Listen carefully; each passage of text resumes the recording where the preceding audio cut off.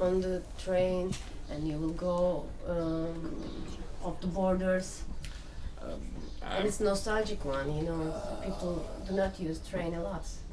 Nowadays we have something more faster. Maybe in this country. Yeah. We use train a lot, but the thing is, in the train you can really feel how you cross the landscape, the distance. In the plane you don't feel it. I just came from Stuttgart, you know, by plane. You're on the air, you have no sense where you are actually. And by the train you have a sense that you move to a country. And of course it was the idea not just to move, but to exchange these productions so that you work with other theaters together at the same time, at the same way, and to try to present some of your ideas to another audience. So I think this is the main idea, and that's why we asked also the other theaters to develop plays, new plays about traveling, exile, everything which is related to this topic. How many people played in 80 days and 80 nights?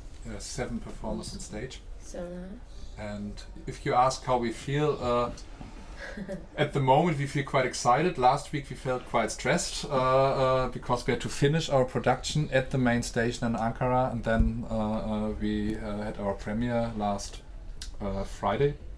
And for our actors obviously are not being used to perform on a train in the public space, and it's never totally quiet in a train station. There are other trains passing by, there are nosy people walking by and looking what's going on. There are people using their cell phones and stuff. There are other people who are not involved with the theater performance at all and just are at the station.